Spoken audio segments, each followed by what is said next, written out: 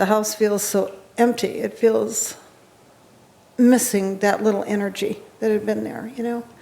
So my last little question here is this a case of just going with our feelings, and if we happen to see some little fur person that needs lots of love and caring and that could bring laughter again? Or is this something we should just sort of shelve and be grateful for Taffy and forget it? Forget it.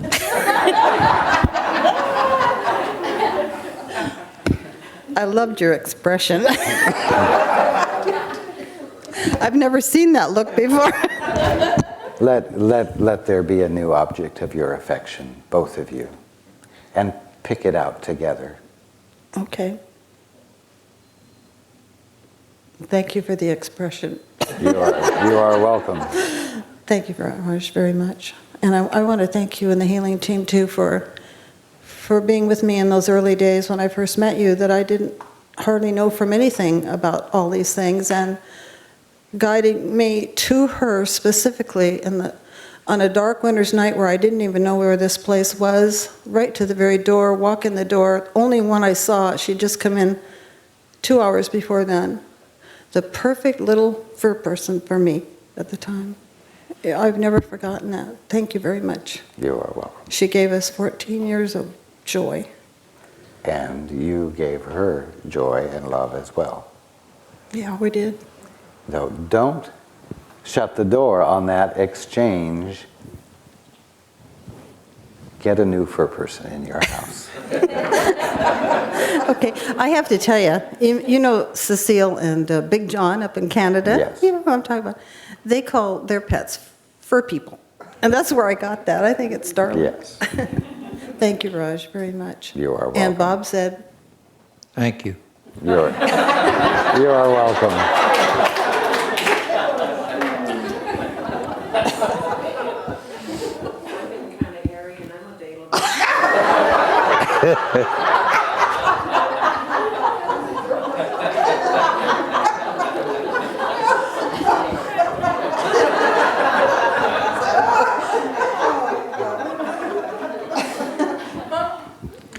We will take our last break.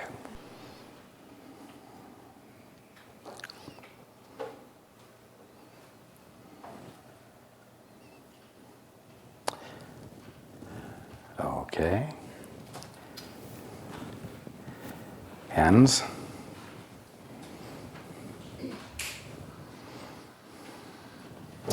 Yes. Here it is, right here.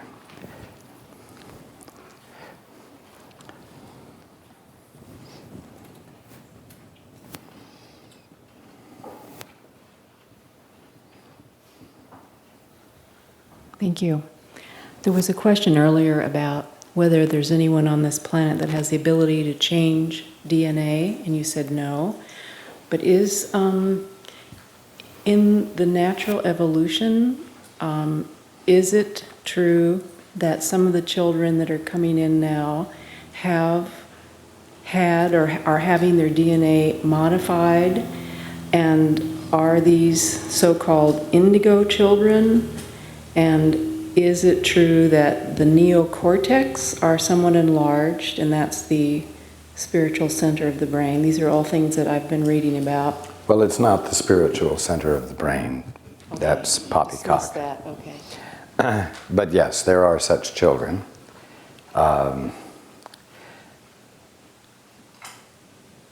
It isn't that the DNA is being changed, it is that it is the physical manifestation simply reflects the greater clarity of the individualities who are coming through, presenting themselves, however you want to put it.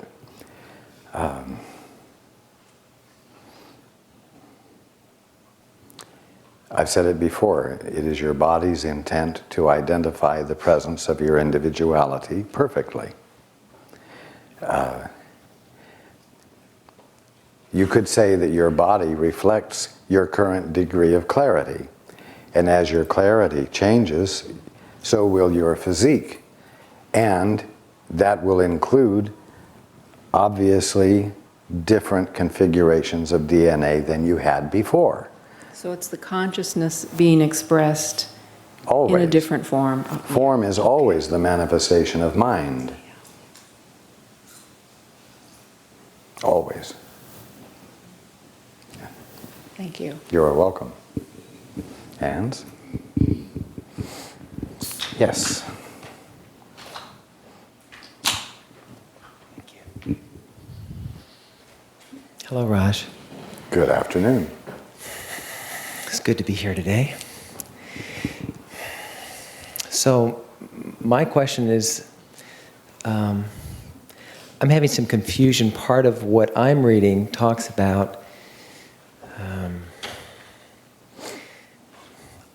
a linear type process of discipleship. I'm sorry, I want a question from somebody who's not confused.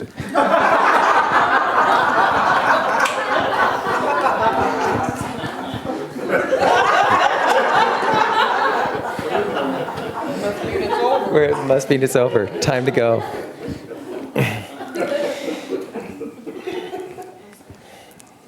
The way you describe waking up sounds so easy and sounds right, yet I also hear of, and it might be something other than waking up, a process of a discipleship and going through a series of initiations to get to some point of being a master. And Well, let me put it this way. Paul is slow, but he'll see you when you get there.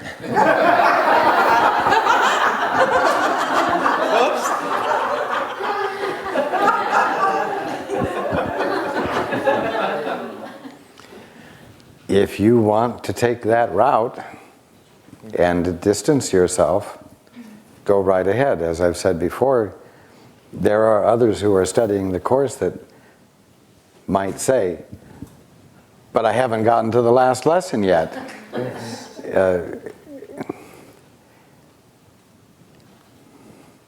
Either you want the good news or you want to stick with the bad news. And the good news is that there is no process that you must go through. It's your resistance to waking up that seems to give you a barrier to moving through. That seems to give you a barrier to move through. And then that seems to cause a process. But don't be fooled into thinking that the process is essential. What's essential is to let go of the resistance. And the way to let go of the resistance is, first of all, for you to know that there is no legitimate process that you have to go through. And secondly, that all that it calls for is simple childlike curiosity, with a willingness to embrace what the curiosity brings. But if you would rather go through a process and forego the curiosity and the childlike trust into God knows what, go right ahead.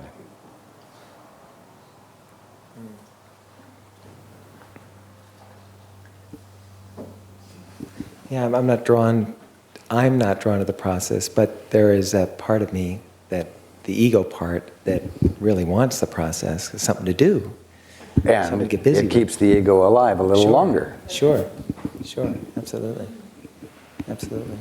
It's ego satisfying, you know, all the false sense of humility and in deference to your teacher and you're the one under whom you are the disciple, and all those wonderful things. You said earlier, not today, but previously, that, and I don't know if I'm using the right words here, but on this plane, this isn't a causative or causal plane. That is correct. That being the case, it seems like no matter what we do, obviously from this arena, doesn't make a hill of beans, doesn't really amount to anything. Well, first of all, your mind isn't on this plane. This plane is in your mind. So now, are you going to address the issue in your mind, or are you going to address the issue in the world? Okay. Okay.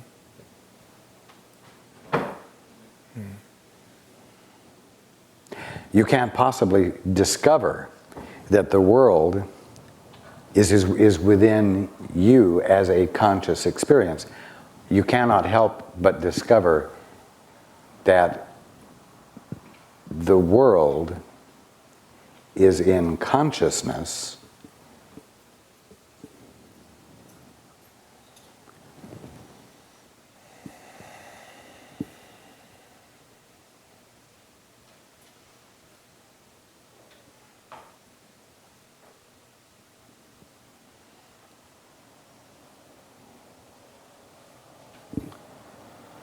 the world is a conscious experience occurring in consciousness, not in time and space.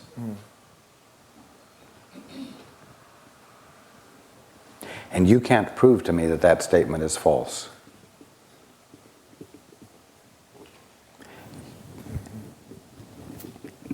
But the obvious doesn't register with you. I'm not picking on you. Once you recognize that everything that you are experiencing is a conscious experience, even though you insist that it's a physical experience, then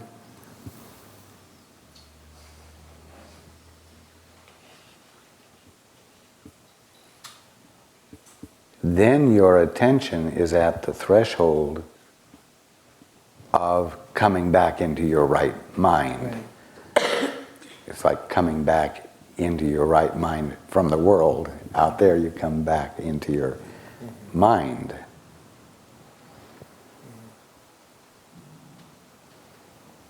Now, someone mentioned earlier at the break, I was commenting about all of the different leaves and how they have the touch of the Creator in them.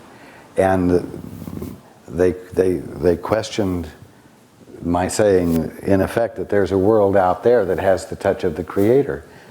These leaves aren't out there. They are a conscious experience each one of you is having right now, if you are noticing them. The fact that it seems to be out there is a conscious experience. It's not an experience of out there-ness, you see? And as you begin to discover that all there is to you is mind, you begin to abandon this world out there that you conceived to be out there. You abandon experiencing consciousness as out there, which is really an experience of conscious embrace of all that is in consciousness.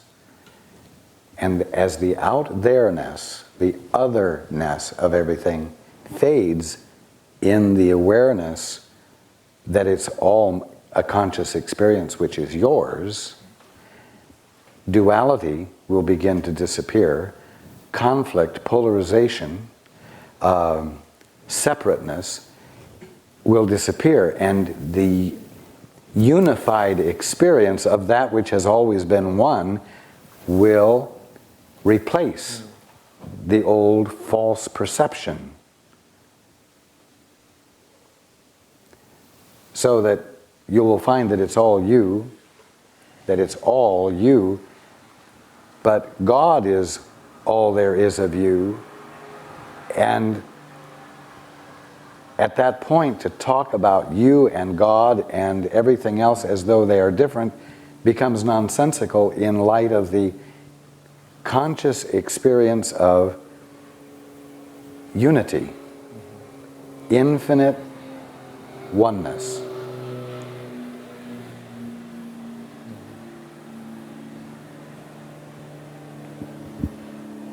So when I'm here listening to you and following as best I can very similar to when I was reading the text in a couple different places where I feel like I get to a place where I really get what you're saying, and sort of on the fence, teetering, Losing your balance. losing my balance, Mhm.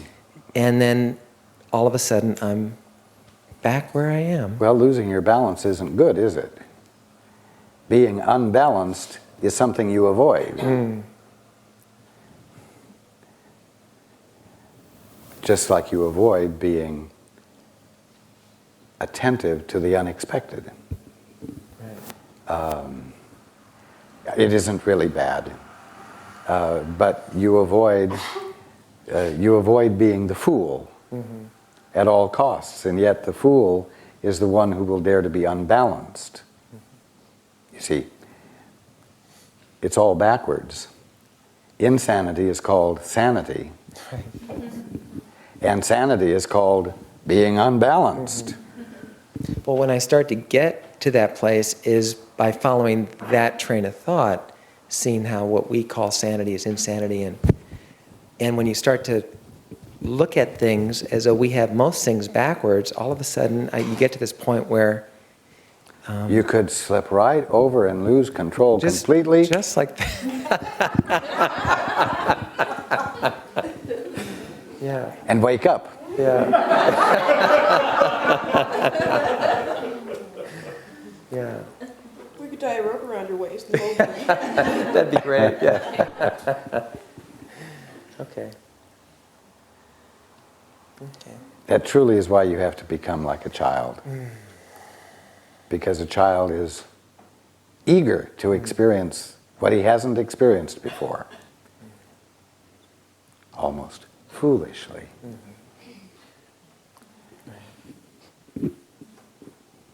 And willing to fall down And get up and Get fall up, down and fall get up down. and fall down. Indeed. right. Okay. Thank you. That helps a lot. Can I ask one more very unrelated thing?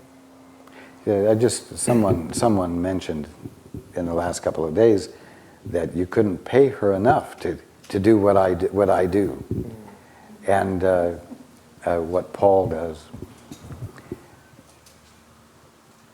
Because he's constantly willing to be the fool. That's all that's happening here. Paul is being willing to be a fool.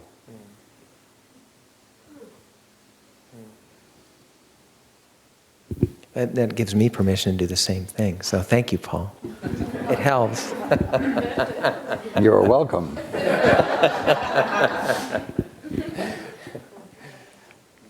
Paul wishes you would all do it.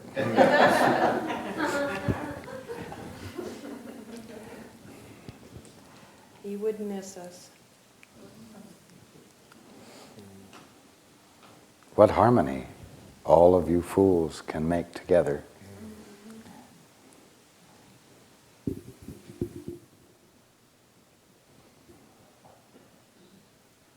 Okay.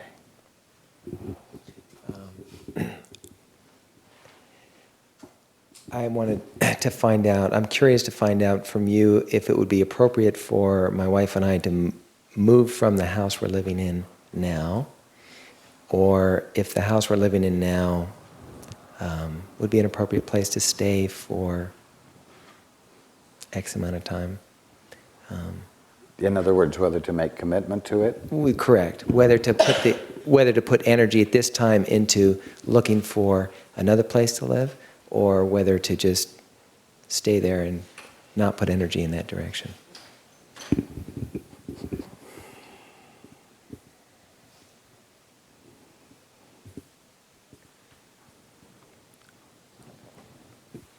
It is not an inappropriate place for you to be. Okay. I want the two of you to feel into the correctness of whether to make long-term commitment to it. I'm not going to tell you that.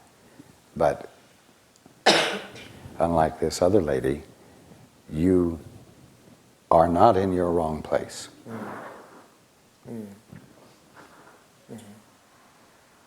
Yeah, I felt very guided to be where I am. Okay. Thank you. You are welcome. Hands.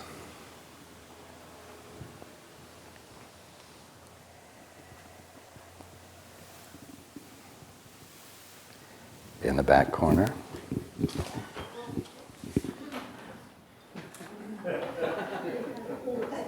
I don't really have a well-formed question, but I just wanted to present the idea that the message that you're talking about today is process versus trust. Those are our options to approaching life, and where the happiness may lie. Is that the right word? That is correct. And so I was just asking, you were... You see, trust is scary because it moves you out of process, out of processes. You can only trust into the unknown. You can't trust into the known. As I've said before, that's confidence. And indeed, you've nailed it on the head. The emergent theme today has been not to believe that you are in the middle of a process that's going to take a certain amount of time to accomplish, that the ultimate is happening at this instant. There would be no conscious experience if the ultimate wasn't happening right now. Yes? But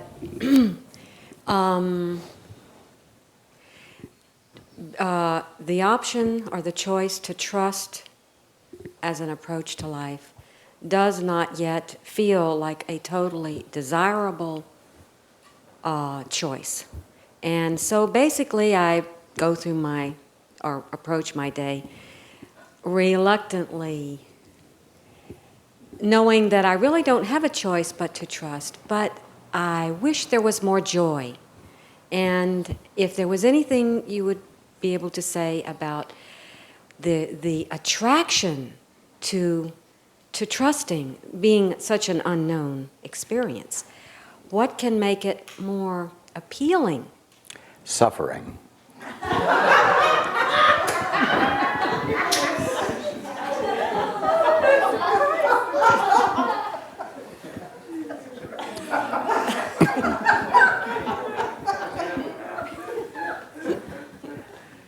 Suffering causes you to have commitment to trust,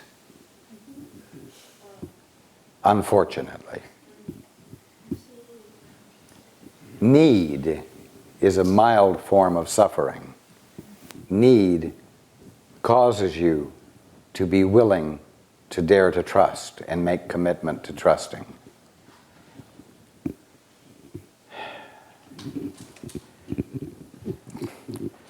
Trusting the value of trusting can't appear to be attractive to the ego frame of reference. And so the choice for it has to be made consciously without the assurance or the inspiration that you would like to have to give you courage to trust.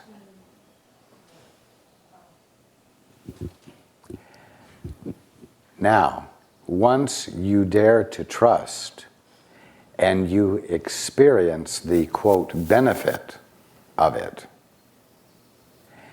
that can enhance your further use of courage to trust, because you know to some degree that it's safe and that it's beneficial. And especially that it's beneficial because you weren't responsible for the beneficial outcome, and that proves to you that there is a God or something other than your puny little ego mind that's in charge. There is not there is no attraction to waking up. The only thing that will motivate you to wake up is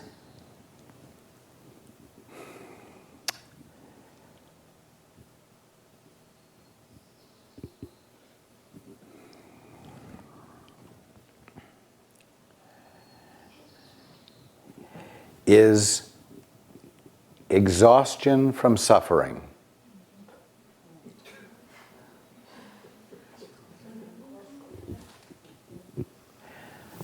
It's important to understand. Paul has had experiences in gatherings when I am talking of this equilibrium that I've been talking about today, this perfect state of balance in which there's absolutely no fear. There is an absolute sense of security, but there are no anchors.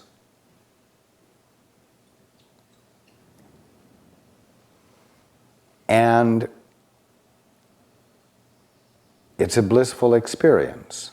It's an ultimate experience. But it's not an attractive experience.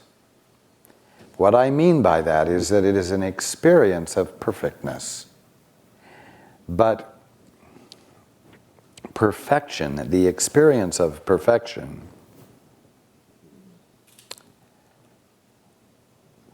doesn't have a magnetic quality to it. That's what I mean by attraction. It doesn't have a magnetic attraction to it that draws you to it.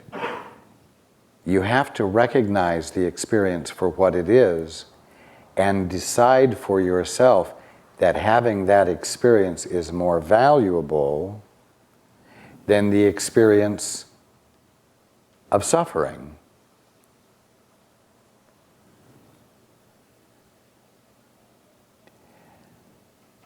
I've said it before, you get back into the kingdom of heaven as a result of a conscious choice. And you don't have the help of the glimpses of the experience being attractive. You walked away from your consciousness of reality consciously, on purpose, and you will walk back on purpose, consciously, by choice.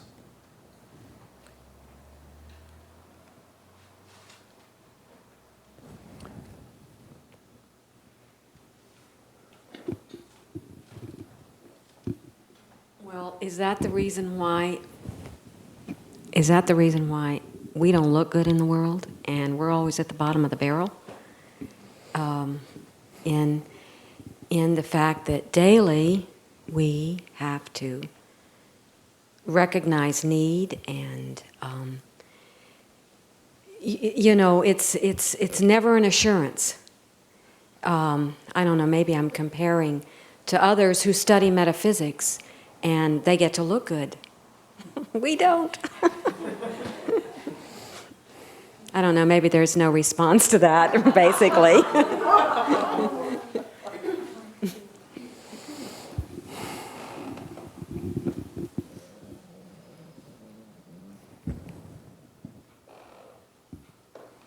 Looking good is a delectable, attractive trap.